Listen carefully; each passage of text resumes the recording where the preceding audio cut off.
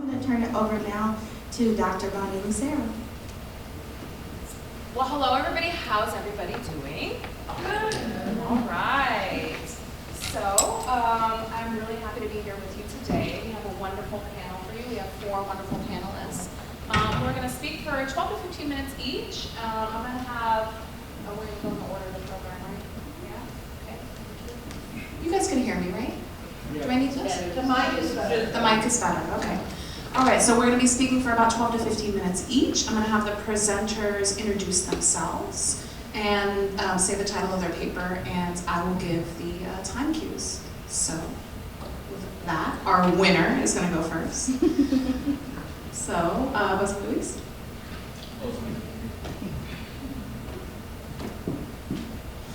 Good morning, everybody. Thank you, Department of Veteran Resident Studies and Dr. Stacey McCormick for bringing this all together. Today, I'm going to be presenting a talk called The Visual Curriculum of Immigration Enforcement. Right now, I'm at Texas Christian University. I'm soon to be at UT Rio Grande Valley, so I'm looking forward to that. The font that's up there is not one that I chose. This one looks a lot cooler than the one that I chose. I'm not this cool with this really exciting font. But yeah, so what I'm going to talk about today is that I've been taking photos of border checkpoints for the past 3 years, and so I'm going to do 2 things. First, I'm going to talk about what these photos show about what the checkpoint is educating people on, like people that traverse through these points. What is this structure teaching these individuals? And I'm calling that, borrowing from Dylan Rodriguez, the visual curriculum. And after that, I'm presenting what I'm considering for today counter-visuals, where I'm juxtaposing community folklore against these sites of immigration enforcement.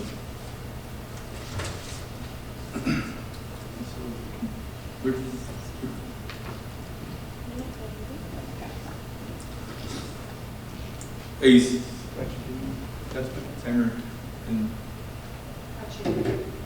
singular interaction at the border checkpoint constitutes a powerful rhetorical exchange that publicly exhibits the perpetual description of illegality and criminality onto brown folks in the U.S. This rhetorical exchange transpires between a federal law enforcement and a person in a vehicle, as well as any passengers. Everyone plays a role in the theatrical performance at the border checkpoint: agent, driver, passengers, vehicles, and even canines. With no script on hand and as if to intuitive knowledge, people enter this world knowing their roles. Even before arriving at the agent, the driver and passengers lower the radio's volume, sit up straight, and assume a non-threatening demeanor.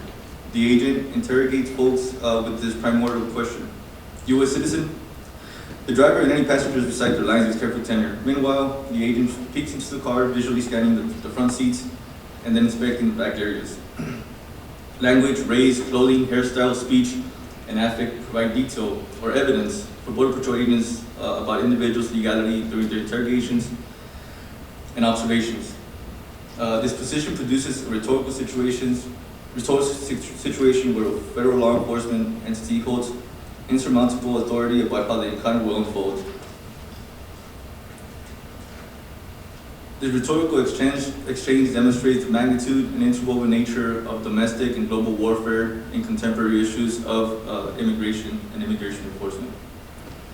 Rhetoric scholar Ralph Drone writes, quote, if there is sufficient power of enforcement, a specific world can come into being, close quote. A microcosm of immigration law and immigration enforcement comes into being at border checkpoints, where, according to the federal strategy, Border Patrol agents, quote, ensure the integrity, physical security, and economic prosperity of the nation, close quote. As a site of public rhetoric and public education, the border checkpoint provides a visual curriculum for the drivers, passengers, and agents traversing through this site. And what I'm presenting here in these slides is a border checkpoint near Laredo, Texas. And these are talking border checkpoints, and they are called border checkpoints or Border Patrol checkpoints. They are not at the border. They're up to 100 miles away from the border. And that's why I've positioned that little marker, which is not super accurate. It's just like I was trying to show that it's away from the border. Over here on the left-hand side of the Texas map. But yeah, that's more or less what they look like. This is a bigger border checkpoint, has a lot of infrastructure. It looks super permanent, and it is permanent. Some of them are a little bit smaller, they're more tactical, more temporary, but they are still holding the same amount of authority.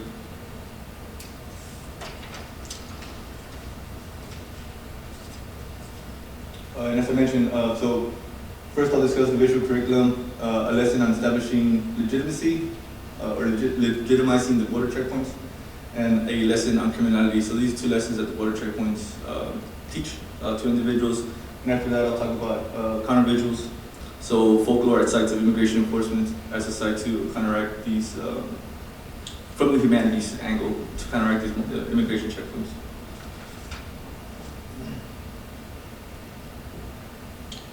And for this one, there's a lot to focus on, but right now I'll just focus on this sign, the Border Patrol checkpoint, lane 1, lane 2, lane 3. And the way that it just looks like a road sign. And so it looks like any other sign that's going to say, like on the highway, it says exit 45A, exit whatever it is. And so that's what I like about these signs. It looks so boring. It's super mundane, and but in fact, they're doing so much work to legitimize these border checkpoints. When looking at I was listening to Dylan Rodriguez, and he said to like go out and read the counterinsurgency manual, the Army's counterinsurgency manual, and that is one of their goals to make their force legitimate. And so this is one of the ways that the border checkpoint legitimizes itself. It has like very mundane traffic signs, and in fact, the Department of Transportation writes, "Green shows permitted traffic movement," or and directed guidance. And so this side, which I consider a warfare strategy, is very much legitimized by Department of Transportation standards, and that's what I think is really interesting. Just how boring it is, well, at least seeming. On this next picture, I also wanted to point out this yellow sign where the top one, once again, it says inspection station 1 mile away, and this sign is 1 mile away from the actual checkpoint. It's preparing drivers to slow down. And the yellow sign just says 55 miles per hour when flashing. And again, we have this green sign that is informing drivers that they are about to go into, once again, what I consider a warfare strategy, where they're going to check for whether their legality, right next to a sign that just says the speed limit. And the Department of Transportation writes, yellow conveys a general warning message. And so, once again, I do think that this is super mundane signage, but to me, it's legitimizing this very, I don't know, all-encompassing border checkpoint. Like it's a very, yeah, like I mentioned before, just like a warfare strategy, and just the juxtaposition between these two things, these very warning signs and this like full power of federal authority onto this border checkpoint site. And another photo that I took was, or that the border checkpoint will have is these. Most of these, not all of them, have pictures of, or mugshots of men that they're looking for. And at the top, they'll usually say, se busca información, or we're looking for information, just like a wanted sign. And I'll focus on the top right. On the top right, there's a little circle in blue. And that one says, Campaña de Seguridad y Prosperidad, Texas y Tamaulipas. And so, let me just read a tweet from the person that made that happen. It was from the governor of Tamaulipas, Francisco Cabeza de Vaca, now says, quote, hoy, junto a autoridades de 7 agencias federales de seguridad de los Estados Unidos, lanzamos el programa de la Campaña de Seguridad y Prosperidad. Una estrategia binacional sin precedentes en contra de organizaciones criminales, which translates to, today, with 7 other U.S. federal agencies, we launched the program Security and Prosperity, a binational strategy without precedent against criminal organizations, close quote. And I want to draw attention to this particular visual because it shows the binational reach of the border checkpoint itself. While the visual shows that binational reach, the border checkpoint reaches beyond these 2 nations. It goes what I consider like just a global reach, because not only Mexicans go through Mexico or that southern border, there's a lot of people that are going through there. And so what the border checkpoint is creating this type of authority and influence over these individuals. Secondly, the mugshot styles, like, they never show any names for these individuals, and so really what they're doing is just showing people, like, we're looking for people that look like these individuals. And so what they learn is, like, I don't think they're actually catching any of these guys, because it has exclusively only been men that I've seen there. I think what they're doing is just like, if you see something that looks like this, they might be a criminal, and that's what is teaching them as they traverse through these border checkpoints. The men here is mugshot style, so that they have there's not discernible if they have any community associations, what exactly they've actually done. And so it's just to show this border checkpoint exists to catch, like, a bad man or these criminals, these illegal individuals, because there's no other information beyond that.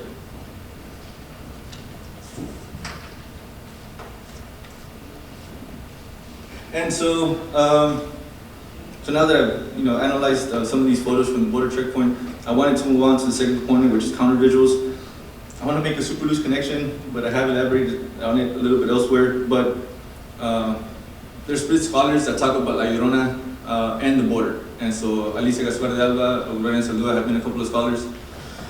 And I ended up finding archives that associate versions of La Llorona with immigration enforcement, specifically Border Patrol. And just a short version of La Llorona just goes, or one version of the La Llorona goes that La Llorona loses or drowns her own kids because she was taking revenge on her husband for some reason, whether he left her for a woman or just left. And after that, she comes back to rationality, and from then forward searches for her kids. And so to me, that painted a picture of what's actually happening at the border when people are losing relatives, family members. And actually, in one point, I saw a visual of a woman crying next to the river, and that's why I decided to go in this direction of La Llorona. There's a constant grief happening at the border. And so what I did was I created, with some help, I created La Llorona dolls and put them against sites of immigration enforcement as a way to just counteract the border checkpoint, again, through a humanity stance. And so in this one, I have one of the dolls, and in the background is the border checkpoint. And so what I'm trying to do is blur the border checkpoint to bring to the forefront of community folklore. And by that, kind of re-inscribe, like, hey, we're still here, we're still present, and not give that border checkpoint so much authority, even though it's there. Here's another doll, and in this one, I went to the Port Elizabeth Detention Center, which is in Los Fresnos, Texas. And I placed the doll there, and again, trying to blur the background so that I can focus in on the community folklore and the community folklore that holds this area together. And lastly, the photo that I want to show here is another La Llorona doll, and I went to the border wall. Once again, I put the doll up in the front and blurred the border wall itself to re-inscribe, like, that the community still exists in these spaces, and that we create our own stories as well. And that's about it. Thank you very much.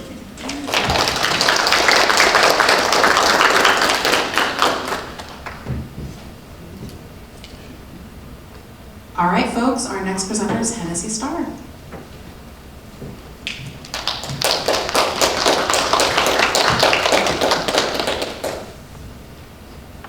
Hi everyone, my name is Hennessy Starr. I am a PhD student at the University of New Mexico. So, some background on my research. In fall of 2021, 2,000 to 4,000 asylum seekers, predominantly people from Iraq, Afghanistan, and Syria, were trapped between the Poland-Belarus border. They were lured to Belarus with the promise of being able to enter the European Union through Belarusian borders and claim asylum. Once there, they were driven by Belarusian officials to the border and violently prevented from entering Poland. And then they were denied re-entry into Belarus. And so they were essentially stuck between these two countries. And violence against migrants in this fashion of using migrants, the transport of migrants, as as a method of political retaliation has become more and more prevalent, as we see with the use of the transport of migrants, the busing of migrants by U.S. state governors. And my research looks at the state mobilization of migrants to manufacture refugee or migrant crises as a manifestation of border imperialism.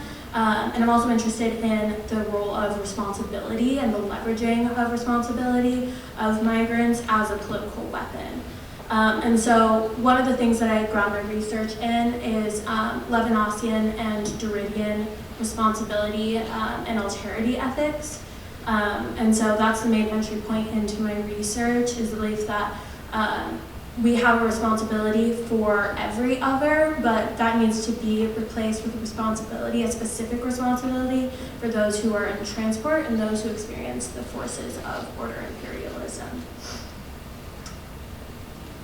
So the main analytic for my research is border imperialism, which Harshawalia defines as a global system of power, quote, characterized by the entrenchment and re-entrenchment of controls against migrants who are displaced as a result of violence of capitalism and empire, and subsequently forced into precarious labor due to state illegalization and system social hierarchies.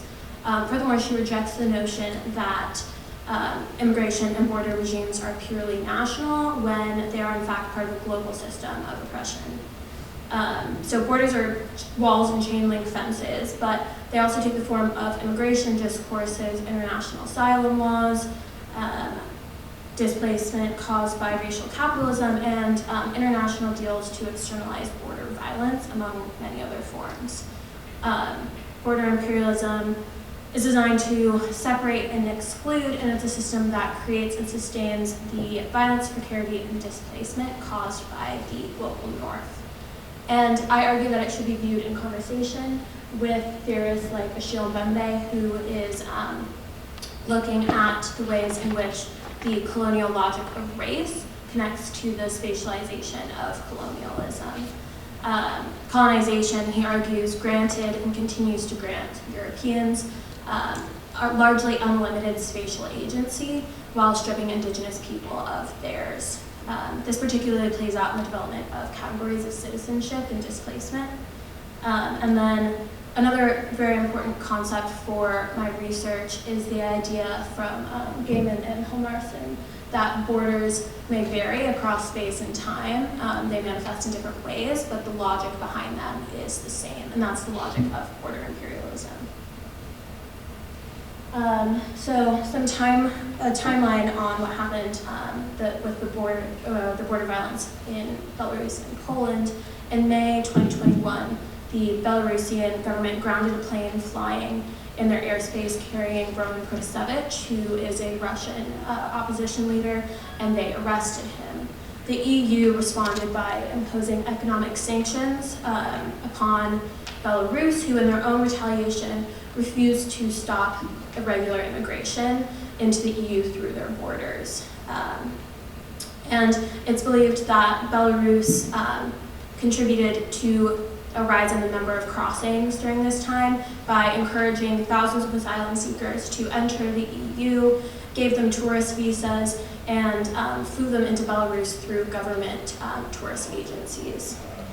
The Polish government reported that as a result of this, for 40,000, there had been 40,000 attempts to regularly cross the border in 2021, which is 300 times the number of crossings of the year before. And this statistic is thought to include crossings from multiple individuals.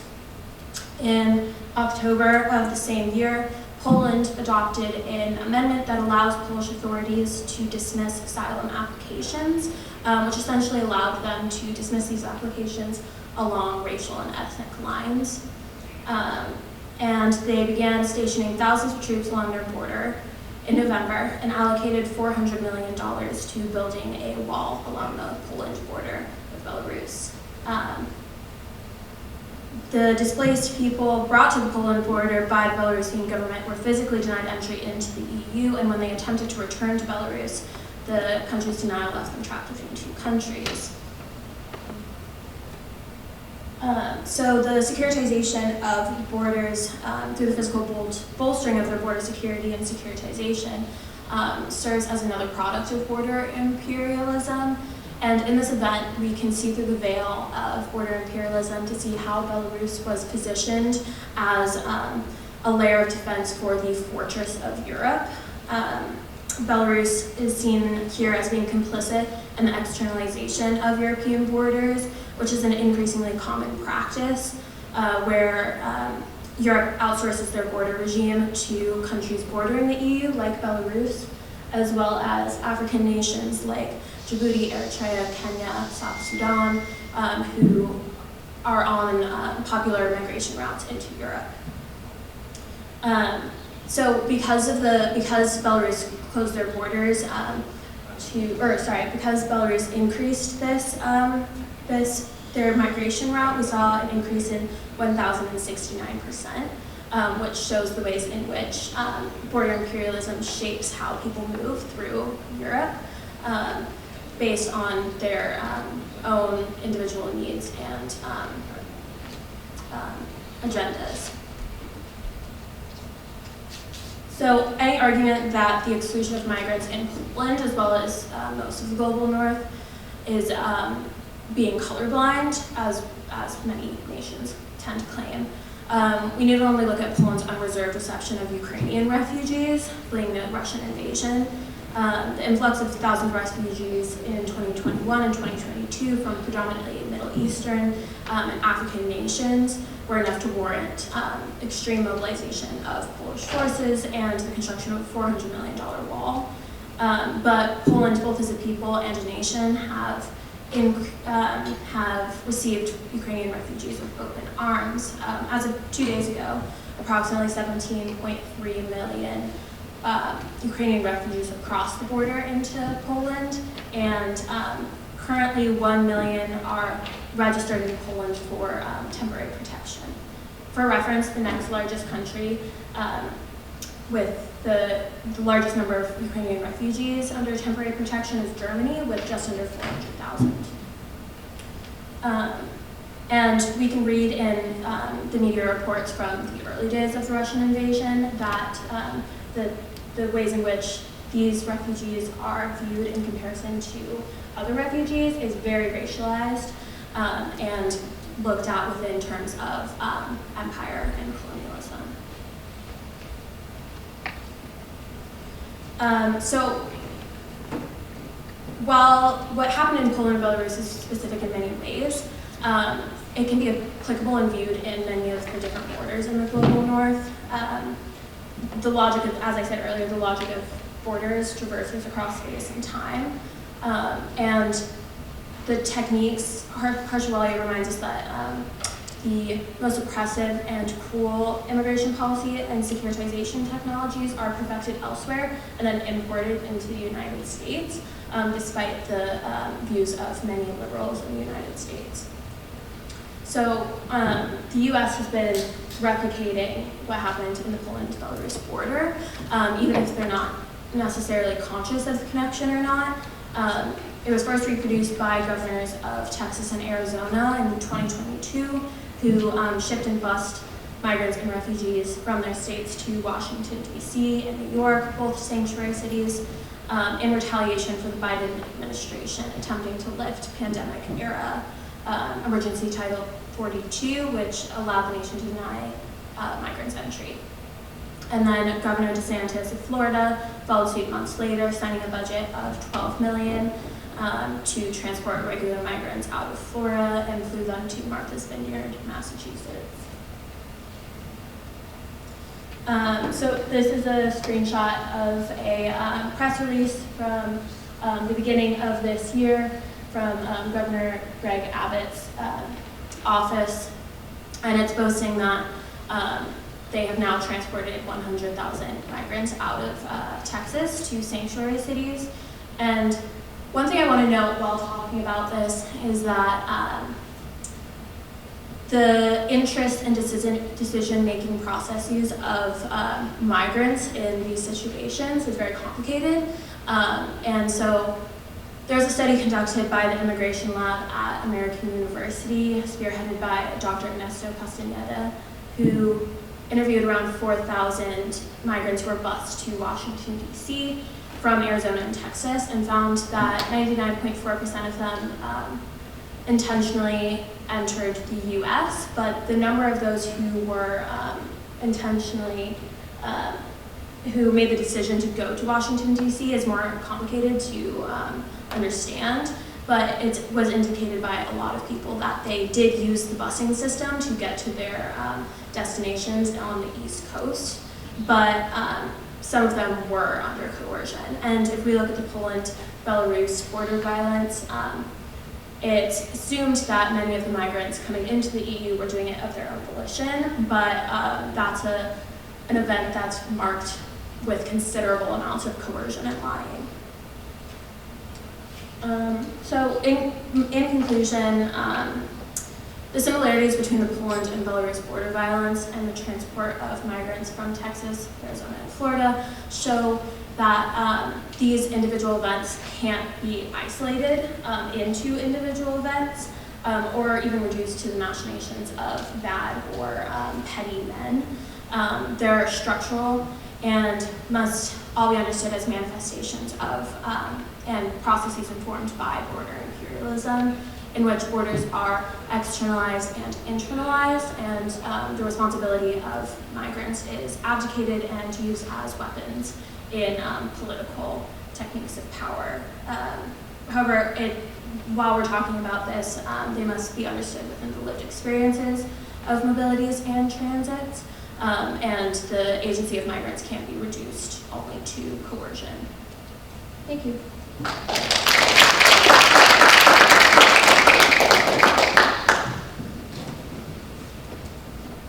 All right, folks, our next presenter is Orlando Lara.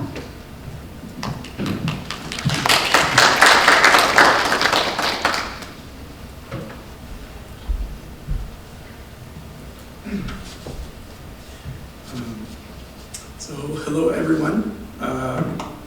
My name is Orlando Lara. I'm currently a doctoral candidate at UC Irvine, but many years ago, I was very happy to serve as Associate Director of the then program of Comparative Race and Ethnic Studies. It later became and has remained a department which in today's world is an achievement worth celebrating all on its own. So congratulations. I'm very happy to be back at TCU also and at the Alumni Center because I remember taking part in several great events here, including I think one of the first Crest graduations. And now some of the students that graduated then have law degrees, are running for office, are teaching, and completing other advanced degrees. So time is moving forward, very much as you said. So thank you to Dr. McCormick and all the Crest staff that worked very hard to put this event together. I know how much work it is behind the scenes. I know a lot of us do as well. So I'm currently a fifth year PhD in anthropology. So for me, that means that I've just completed a year of field work in the Rio Grande Valley. And now I'm riding up from my hometown of Spring, Texas, which is just north of Houston. 20 miles from Spring to the east, a new development called Colony Ridge has been demonized by conservatives as a settlement of so-called non-citizens. Outside of immigrant prisons, there is no such thing as a settlement of non-citizens. These are mixed status families who are presumed to be non-citizens based on race and language. So I mentioned this because even though my strongest roots are in the greater Houston area and Guanajuato, Mexico, I consider myself to be part of a larger US-Mexico borderland geography where the decades and centuries-long attack on immigrants has merged with the attack on people of color, LGBTQ plus people, women, and the attack on the freedom to learn and access a more truthful and representative history in K-12 education. These are all connected. But in this presentation, I'm going to talk about the reactivation and mobilization of the federal and state government's power to review and revoke core rights of U.S. birthright citizenship. We're in a stage of removal and taking things away. So birthright citizenship is a form of citizenship that has been viewed for several decades as relatively secure. And of course, second-class citizenship as a day-to-day experience, for example, at the border checkpoints, has never gone away. But what I'm arguing is that new bureaucratic rationales and procedures to formally review and revoke core rights of citizenship have been under development for the past 20 to 30 years, relatively quietly. The main claim that I want to make is that, well, there's already a shockingly well-developed, these procedures have already been shockingly well-developed. This federal and state power to review and revoke core rights of citizenship may only be in the early stages of development. Federal and state governments can go further and become more aggressive, especially when attempting to second-guess those who they think have obtained naturalized or birthright citizenship through so-called fraud or misrepresentation. This is an area of citizenship revocation that even human rights instruments have tended to sanction. This means that the decades-long effort to criminalize immigrants and immigration has now migrated to the criminalization and securitization of formal legal citizenship itself. So a few terms. I view this practice of decitizenship, the formal revocation of legal juridical citizenship, and dedocumentation, the revocation of core state identity documents, as part of a much larger effort that David Field Goldberg calls demographic warfare. The effort to manage and control projected demographic changes so as to maintain white and white allied minority rule for as long as possible. While it is easy to dismiss Trump's call to end birthright citizenship, or his more recent call that, I don't know if you guys heard, his recent call to deny U.S. passports to the children of undocumented immigrants, as far-right lunacy, I want to suggest that both the federal government and state governments already have broad powers to review and revoke core U.S. citizenship rights, including the denial and revocation of U.S. passports and the review and interrogation of state-issued U.S. birth certificates. So what is the problem?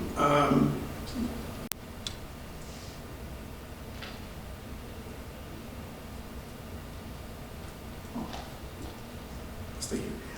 Since the adoption of the Western Hemispheric Travel Initiative in 2009, a policy directive that was motivated by the Real ID Act of 2005, the U.S. Department of State has denied passports to thousands of U.S. citizens with valid U.S. birth certificates due to doubts about the authenticity of their birth in the U.S.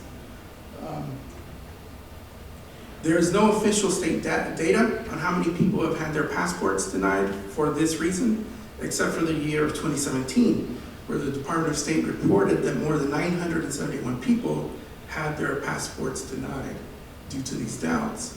The DOS also admitted to asking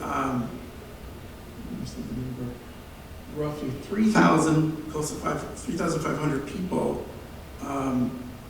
to provide more information about the circumstances of their birth. Based on government court records that I've reviewed, that year only 30 to 40 people sued the Department of State under U.S. Code 1503 for denying them a right or privilege of nationality. This means that less than 4% of the people who had their passports denied that year actually took the government to court.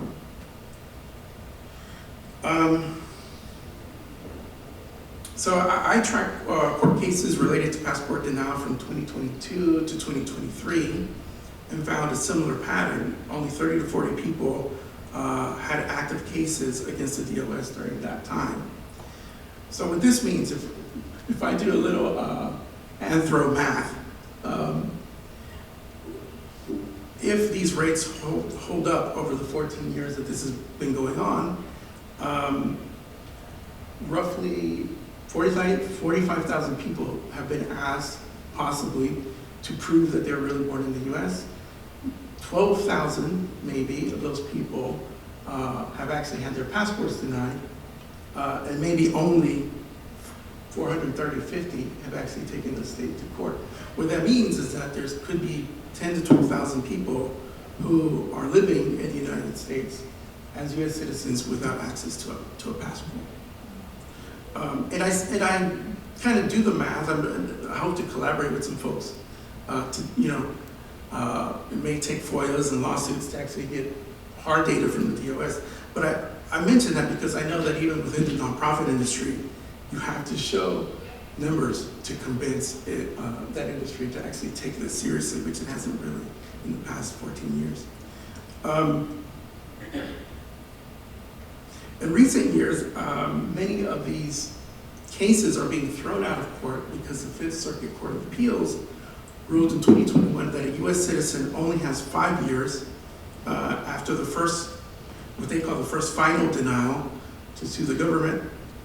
If they wait more than 5 years, they waive their right to try to seek a judicial decision to reinstate their passport and get caught in what I call a minefield of legal and bureaucratic traps. This means that in recent years, rights associated with citizenship are being viewed increasingly as revocable privileges rather than inherent rights of citizenship. So in 2000, when discussing a law to revoke the citizenship of so-called homegrown terrorists, Hillary Clinton declared citizenship is a privilege and not a right. Increasingly, this has meant that state officials and some elected officials are beginning to see birthright citizenship as a legal status that can be taken away. So, so what does this look like? This is a letter from the Department of State that was sent to a passport applicant that requests more information. As you can see, these requests are invasive and intimidating, while show you kind of like all the information they're being asked for.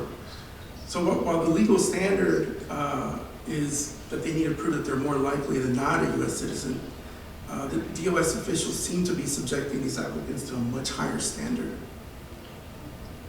So the denial letters, that they receive a year or two later, do not tell applicants anything about a statute of limitations or their ability to seek legal action. So it's very easy for people to get stuck in this state of legal limbo for basically the rest of their lives. So how did we get here?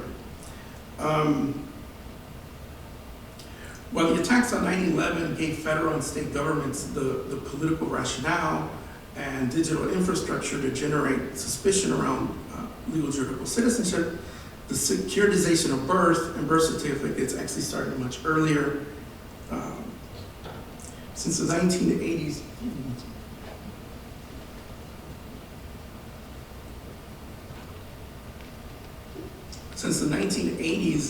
the Department of Health and Human Services started to claim that state-issued U.S. birth certificates were too varied to be able to serve as a proof of identity and citizenship all on their own. So that's why whenever you file an important process, this birth certificate is not enough. Those have to bring an additional ID. The Federal Department of Health and Human Services began conducting investigations on birthright registration and found that some midwives had been taking payments to falsely register their kids as having been born in the U.S. But this didn't just happen in Texas, it also happened in other states, but the focus has been in South Texas. So I'm going to move a little bit quickly here because we know this is a familiar story, right? There's a long history of viewing border Mexican-American communities as inherently suspect from criminality. There's a long history of viewing the U.S.-Mexico border as a place to tame and control. And today, the regional power inequalities continue to be masked with this narrative of, as you mentioned, binational friendship and cooperation, what I think we can call amigo border imperialism. In addition, women's medical knowledge has a long history of being criminalized. Celia Federici traces this all the way back to the witch hunts, where she found that a large number of women that were brutalized and murdered were healers and midwives. So I just want to show one, since I'm running out of time, I think I'll go ahead and just kind of talk through the rest. This is a court case where INA agent, back then it was INS, Immigration Naturalization Services, actually conducted sting operations with midwives and pretended he was a parent and tried to purchase a birth certificate from them.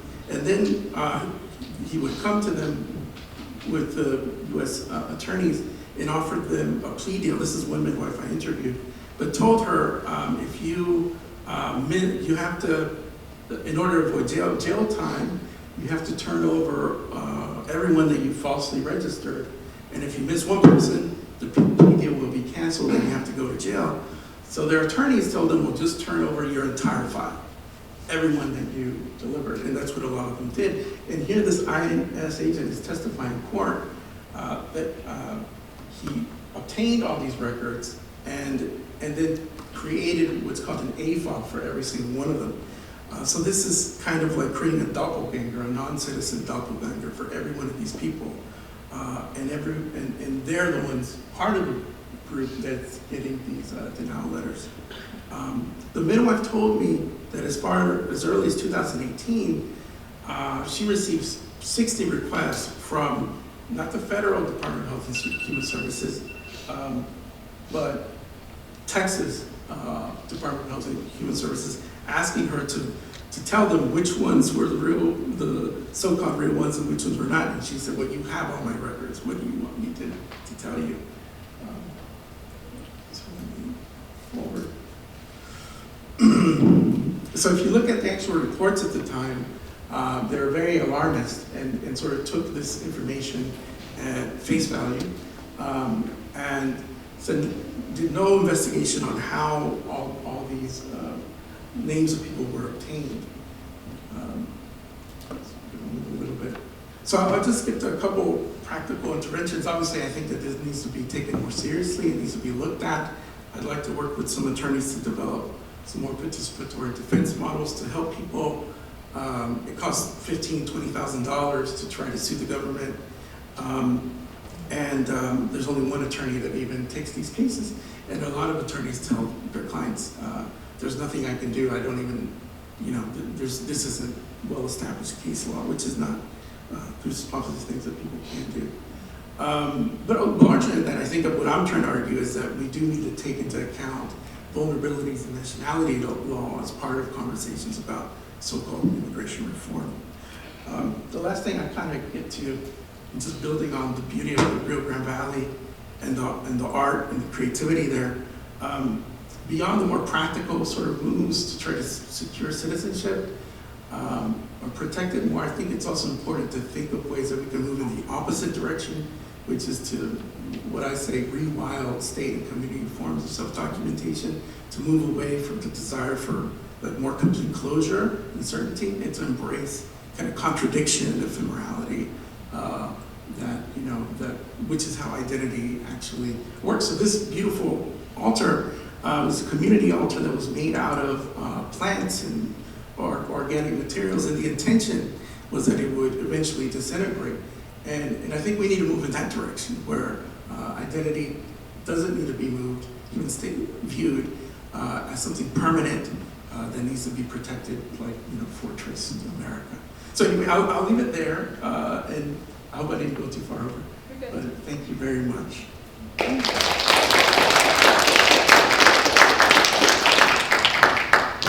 All right, thank you for that. And our next presenter is Hannah DeBoer.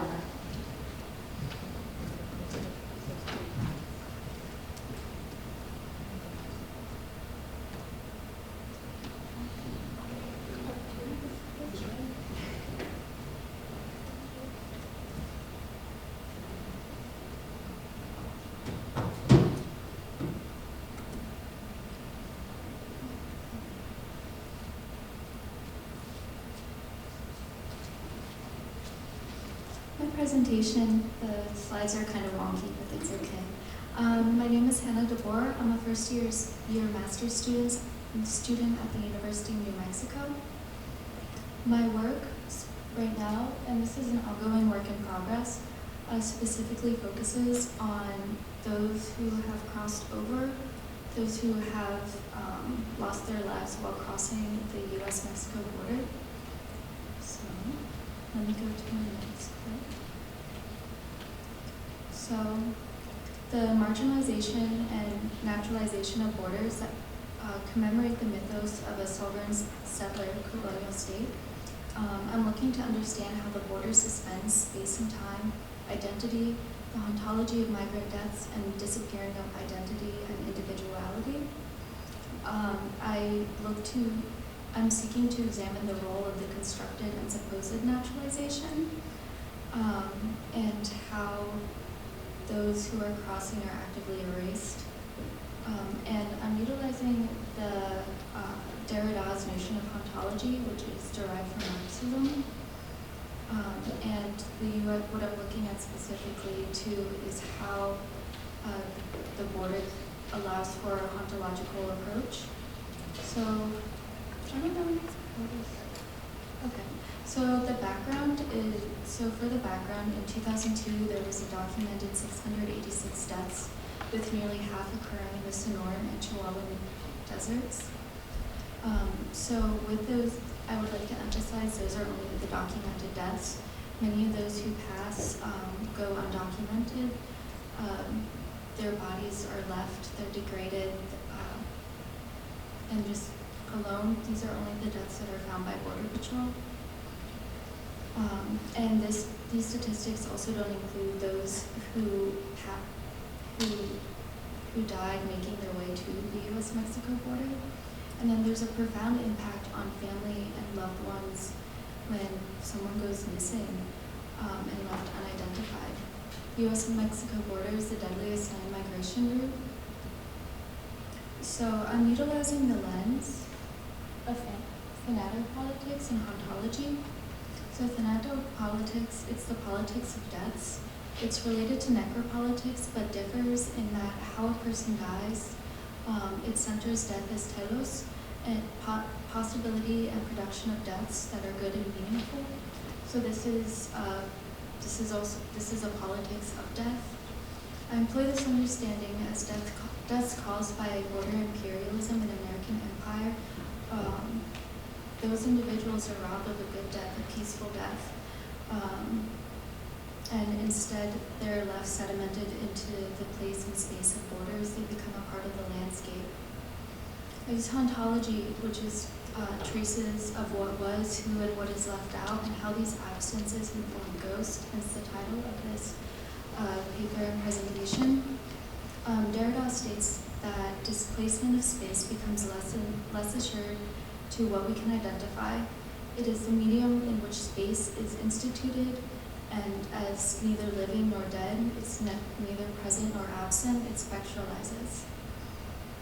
After Derrida, the understanding of ontology has led itself to an understanding of border politics, the haunting of the U.S.-Mexico border, and my focus is also placed on how the role of memorialization of those who have crossed over, those who have died, is a way of contesting disappearances caused by U.S. empire. So,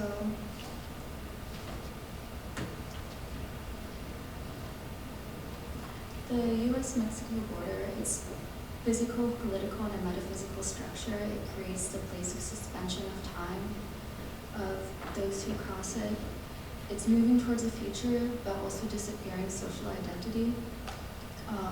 It becomes an otherness, a nameless, and an unsaid. The borderlands are an area of in-betweenness, and they're utilized as an interface between state and sovereignty. A sovereign settler colonial state is a necessity by the discontinuity and diaspora of indigenous peoples. The U.S.-Mexico border is an expression and upholds the mythos of the United States. Borders are utilized as a way to assert oneself and deem oneself legitimate.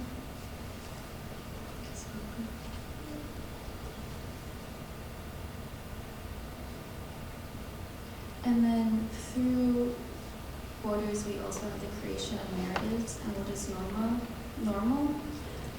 We see this in the notions of illegal, alien, etc. And this is when an individual, their names are erased. They just simply become another person, and someone who isn't necessarily always deemed to have personhood.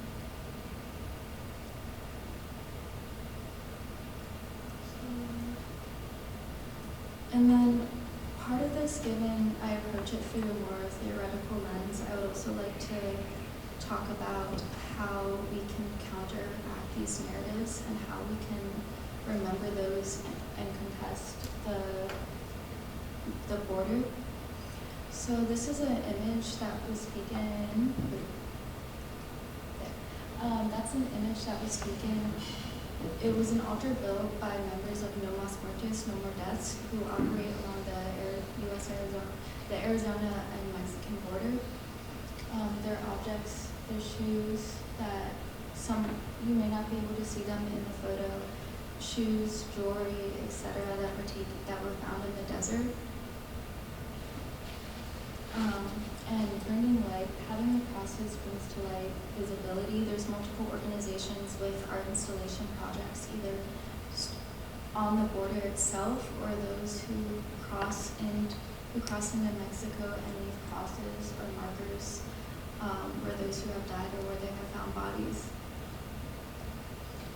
So, and then finally, I listed organizations that document those who are actively working to to provide aid to those who cross, who document the deaths and work to attempt to contact family members, friends, etc., so that bodies can be identified and so people and families can be at peace.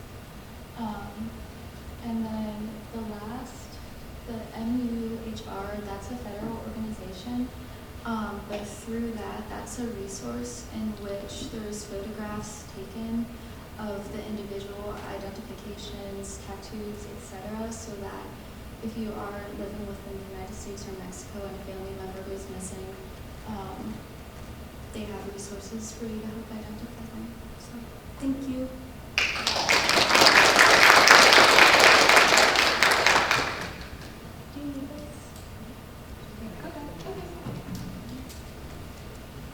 All right, folks, that concludes our presentations for this panel, and we would like to open it up for questions.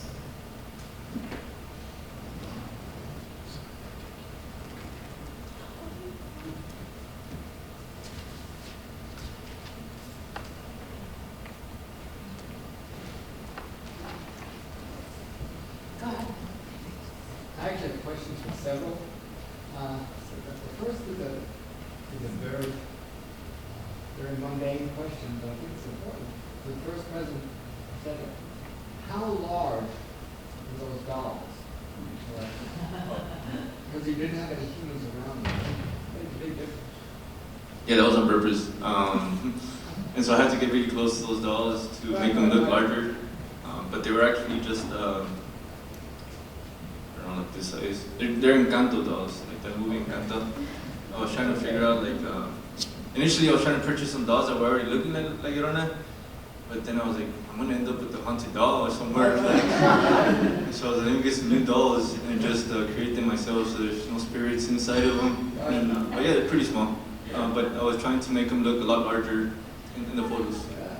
But if they were too big, I imagine the authorities might not remember if they're down and some people know them. That's sort of a secret underground list. No, I mean, I still engage with Border Patrol agents, just for, yeah.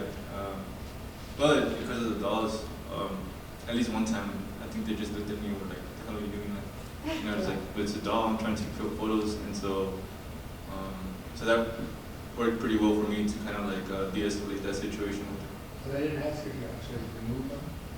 Yeah, I mean, yeah, they were like, they did tell me like, I mean, one of them, in one instance, mentioned, it was like, tell you to fucking stop taking photos.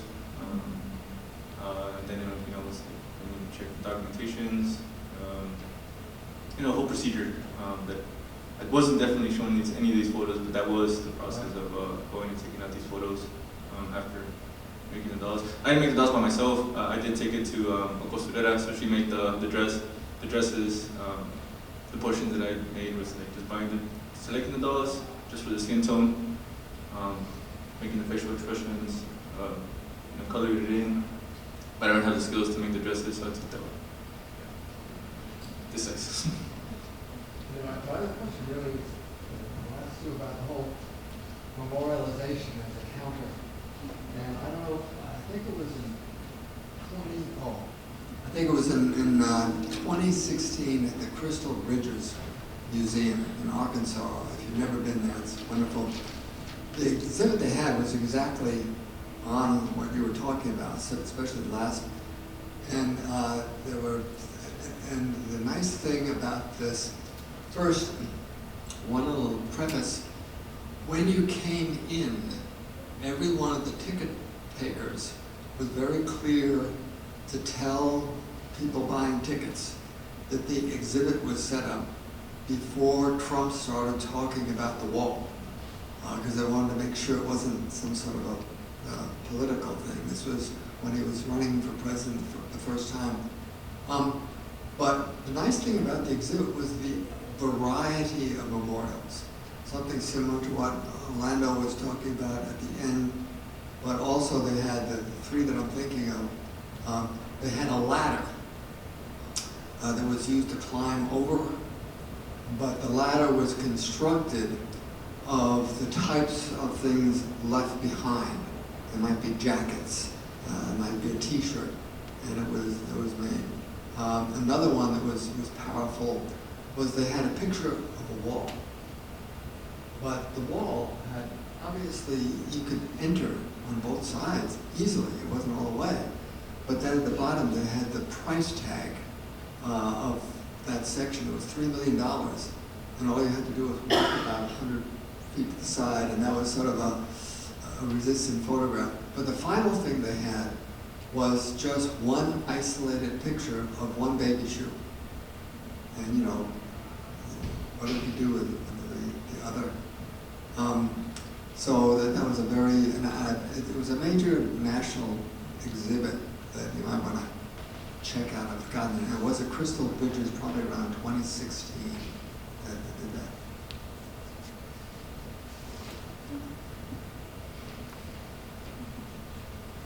Sarah?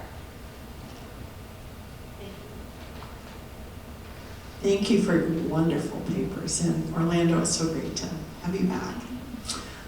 So I'm Sarah Robbins. I'm the English department here at TCU, but I'm also a proud affiliate in CREST and WGST, and I want to thank CREST for the conference also. It was fabulous to be here today. So I have a kind of big meta question for you all, because a thread that I heard kind of running through the papers, thankfully, was hope, right? And I'm curious what connections you might see, what possibilities you might see for bringing together things like the legal interventions that Orlando was talking about, rhetorical intervention, aesthetic intervention. In other words, where might we strategize at a kind of big picture level how to carry out sustained resistance? Because I was really struck by, on the flip side, that quote that appeared in one of the presentations, I think it's from Walia, right? That the strategies are the same across space and time of oppression. So what kind of strategies might we, conceptualize together that would pull some of these threads of resistance together? So anybody, maybe Orlando, you're nodding, so maybe you could start. I'm nodding that I understand the question, but I don't know the answer. No, I think what I can say is that as I'm doing and in fact, I think it took me a while to even do the research and spend some time even before coming to TCU, doing deportation defense work.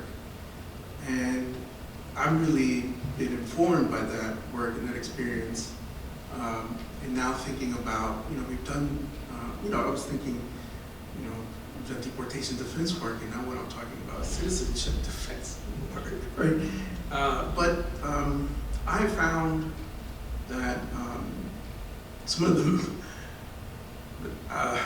mistakes that we made back then of like kind of burning ourselves out, not thinking enough about communities of care, not thinking enough about, and even for attorneys, to be too committed to only the legal and not think that these are whole human beings and they're having all kinds of struggles.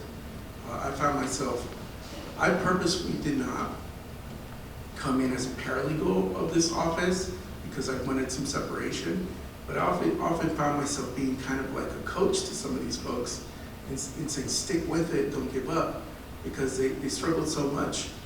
I've paid $15,000, $20,000. Is this attorney doing everything he can do? Is it worth it for me to go through this? And I often found myself saying, a lot of cases have been successful, stick with it.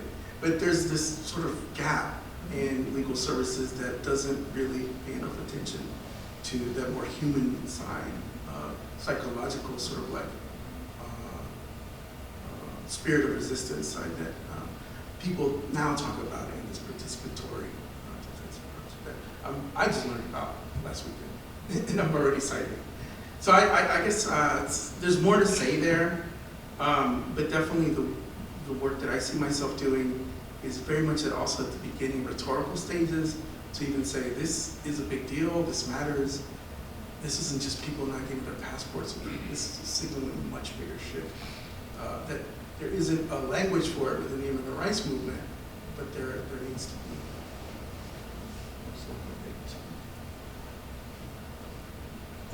Anybody else? Yeah, I don't think I'm actually too hopeful. I think I was just trying to convince myself to have some hope. I'm not very hopeful about these things. But I do think that it helps as a scholar to read across disciplines. I think I found myself finding conversations that have already been happening either like 20, 30 years before that are maybe not part of my discipline. And so I do think that as a scholar, I think disciplinary knowledge is another mechanism that just keeps things isolated, different communities isolated, that is also very strategic. And so I think that keeps me somewhat alert, like just a little bit more alert.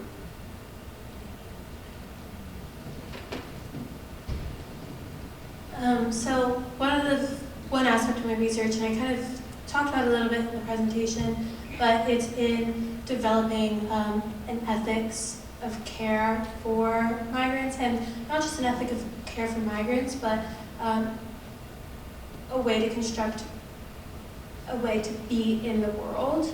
And so I don't have an exact answer for you on how to do that, but I think that for me, really, it's looking at connections across space and time, and so looking at the very particular embodied experiences of people, while also looking at these global connections, and there are global connections of care and there are global connections of hope, and so I think leaning into those is one very important part of my research. Thank you.